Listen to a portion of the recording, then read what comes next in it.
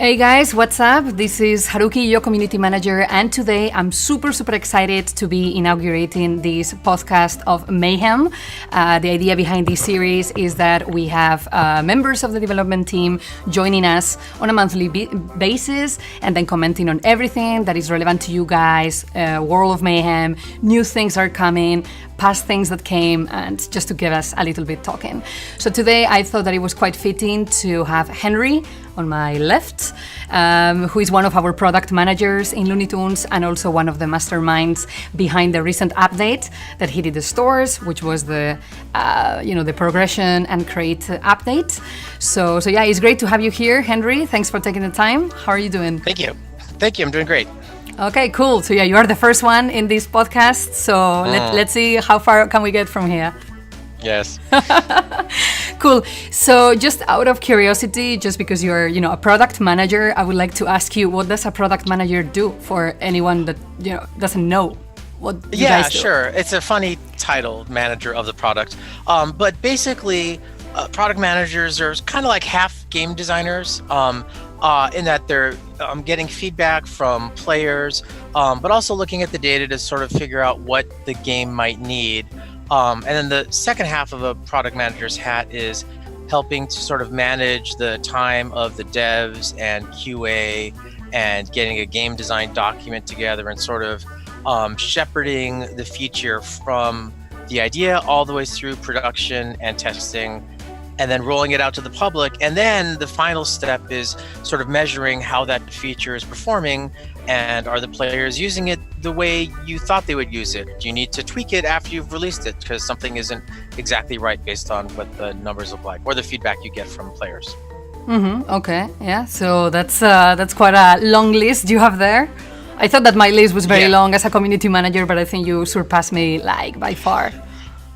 Well, yeah, I suppose. But the thing is, the community manager is one of the sort of key elements of getting important feedback from players to us. Now, a lot of the PMs, we play the game regularly. We, monitor Discord and stuff, but it's really important that we get the key information from you to us to let us know how the community is reacting to the stuff that we're making and what's working and what's not working in the game and what do we need to fix.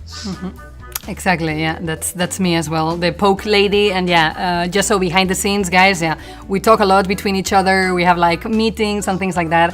So we are in connection here. Cool. So let's jump into business. So let's talk about the update. So it just hit the stores, as I said, and then of course players are gonna discover a whole bunch of new stuff that has happened. So I would like you to give us a little bit the lowdown. So what has changed? What can players expect when they log in? Sure. So the biggest change that players will notice up front is that there's a lot more different kinds of crates when they brawl. Instead of now they're just being regional crates that have a bunch of stuff in it at random and you never know what you're getting.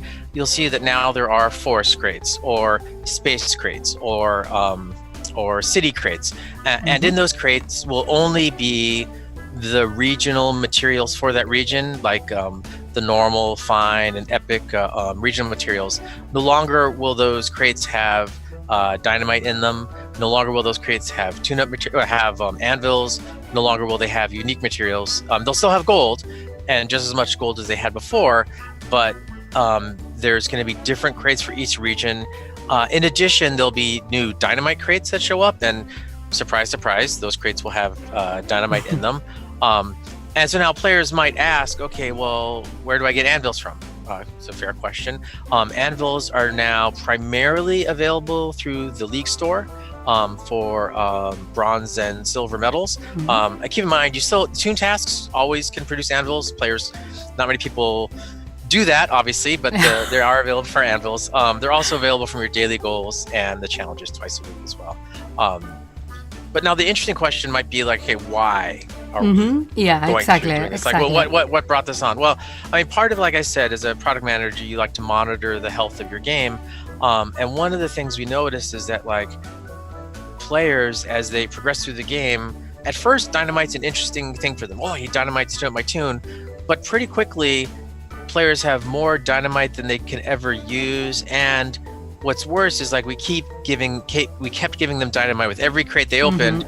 Here's like 20 more dynamite that you're never gonna need, and it kind of like makes things worse. I mean, it's a bad situation when you have all of these different we call them wallets, like different wallets of these commodities, and some of them you have in the thousands of, and you're never going to think about them or worry about them, and some you're really pinched on. Like for the crates, it might be unique materials or what you really need to tune up your tune, but in order to get the 4 or 5 or whatever unique materials to that tune-up, you might have to open, I don't know, 100 crates maybe to get that. And in opening the 100 crates, you're going to get thousands of dynamite and anvils and a bunch of materials for regions you might not even care about. So, a lot of this change was based around trying to make all of the materials matter for more of your lifetime. And that way, now, I should say, we know this, for a current player that has maybe thousands of dynamite, there's not much we can do, but for all the new players coming into the game, this should help to keep like dynamite be an interesting commodity for a long time, and anvils and all the things should be interesting. Well, one other really interesting part is like we really heard the players' frustrations about trying to get the unique materials, that it's a real pain to have to brawl after brawl after brawl, and you're just basically rolling a dice and hoping to get the uniques you need. So that we moved those unique materials will now be not exclusively, but primarily available through the League store for gold medals. And they're going to be on a weekly rotation, some of them showing up twice a week, some of them showing up once a week, but you'll always be able to purchase those unique materials in the League store. So it'll be much more up to you about like when you want to get them and which ones you want to get. And this should help players want to get themselves up higher into the leagues where they'll get more of a league medal income. So it should help to naturally fight against people wanting to tank their league medals down so they fight easier people, which we think is good. Does that cover that? Oh yeah, sorry. The second half of it that players will notice right away is that the tune-up recipes have changed, in that it used to be that like we only asked for dynamite for the first 10 levels, and then we never asked for dynamite again. This is one of the primary contributions to why, we kept giving you dynamite, but we never asked for it again. That's why people had thousands and thousands of dynamite. So players will notice that we will now periodically ask for dynamite all throughout your whole career, even, tune-up level 30, I don't remember exactly, 29 or 30, might ask for 50 dynamite. Which is a lot more than we asked for before, but shouldn't be a problem given the balances that players have and how much we expect them to get. And similarly for, fine dynamite and just plain anvils and fine anvils, and more importantly, the common regional materials. We keep asking for those all throughout your career. Now, you'll still be hitting regional crates primarily. Like when you're an early player, you're probably going to be pinched on the common regional mats, and when you're kind of mid-game, you'll be more pinched on the fine regional mats, and as you get towards end game, you'll be probably pinched more on the epic regional materials, but we'll still be asking for those common ones so that you don't get a giant wall of them. Yeah, no, I think like one of the when I read first about the update, I was like, okay, what is this all about? But it's true that as a player, it has been sometimes so annoying when you just are lacking that little thing to tune up your tune. And I'm thinking here unique materials mostly. And then you keep on getting unique materials, but it's just not for Gossamer. For example, in my case, it's like I never get the unique materials for Gossamer. So now with this idea is that, of course, sometimes I will have to wait a little bit for the rotation to happen to the League store. But overall, it's like I can be targeting, those crates and that specific thing. Like it's a Looney, it's farm, it's forest, whatever it is. So I think it's a very, very nice addition in that sense to reduce all the random component of that. Yeah, and it gives the players agency too with crates. Now if you get a new tune and you're looking to tune up that specific tune and you need regional materials for say city, well, you'll be able to hit city crates and get the city tune-up material specifically without sort of having to hope that you get the city materials you need. And you'll need much fewer crates to be opened overall to level up that tune. I mean, players will also notice that we adjusted some of the timers and brought some of the timers down. Now the regional crates I think are pretty similar, but the potion timers have come down. Yes, dynamite as well. I think it was just today I was playing like 5 hours and 30 minutes or something, so that's also very nice. Yeah, Dynamite crates are new, but yeah, those timers aren't huge. And players, I mean, this will affect some people. They'll notice that the gem price to rush a crate has come down significantly as well. So that, I mean, if a player wants to rush a crate, it'll now be much less expensive for them to do so. That's well, that's always something nice. Which brings me to another interesting point that I think we haven't covered yet, which was that you also guys reduce the gold costs for leveling up tunes. Like I think it's after level 40, right? Some of we got feedback, and this is like what I credit you with, and our players. We got feedback that sometimes the gold cost of leveling up tunes became prohibitive, and players got too pinched on gold, and so we lowered the gold requirements for those levels ups, and we also put gold into the XP crates. Like for XP crates just had some potions and they didn't have gold, and it kind of felt weird, so we decided to add some gold to there as well. Yeah. I've also noticed that, which should be, to be honest, like I was not very much chasing the potion crates, because sometimes I would be in this situation where I have gold, but I don't have potion crates, or I have potion crates, but I don't have gold.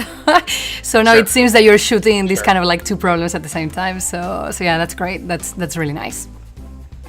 Yeah, for sure. And it's something that we're going to keep monitoring as well. Like we do pretty closely monitor the wallets for all of the various commodities that people have, potions and gold. And like I said, part of this was, in looking at the wallets of Dynamite and these other things that became huge. It's like, well, this is not a great play experience. It's not fun to be given something from a crate.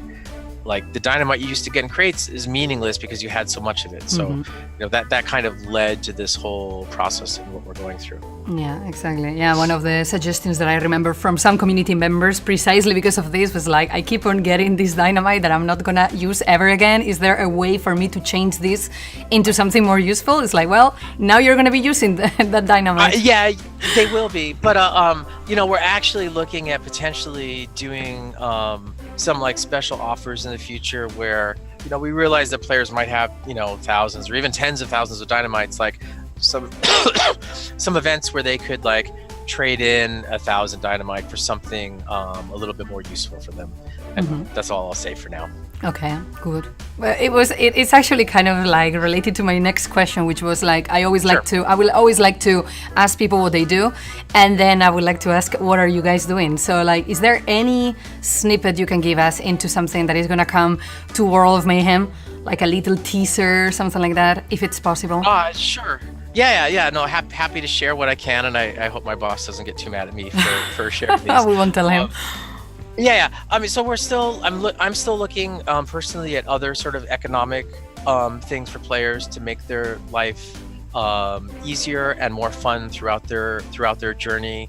So there's more economic stuff for me to sort of take a look at and see where players are too pinched and to relieve it, and to look for players or have something where they're not pinched at all and make it a little pinchier so that it's still fun. And additionally, we're looking at, there's a lot more we think we could do with alliances.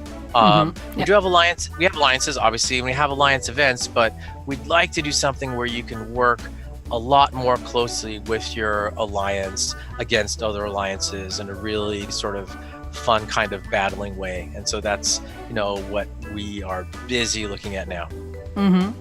Yeah, this was a kind of like a question with catch, because I know that you guys are working on this alliance big feature. So yeah, it's something to definitely look forward to. We will tease it and we will talk about it more when the time comes, maybe in the next podcast, who knows. But yeah, it's maybe just a good point for me to also kind of like reiterate on the idea that, as you say, we are reading you guys on Discord and the community on Reddit as well, and all the social media platforms. And we do take things into account, and we see the pain points, the good things that we do, and the things that maybe need some improvement.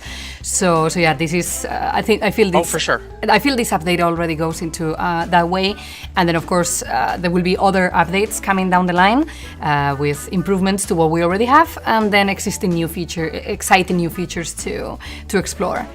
Yeah, we have teams like in our development. Like we have some teams that are dedicated to like working on future features, and we have some teams that are dedicated just to like fixing stuff that's not quite working right as well. So it's not we don't have like everyone working on new stuff. There's definitely teams that are dedicated to fixing the stuff that's there and making it run smoother, making the frame rate better, getting crash rates down for anything, stamping out bugs, etc. That's super important to having a successful game, is having it be an awesome experience for the player of just playing the game. Exactly. So yeah, props to them, to those amazing teams that keep on fighting every day.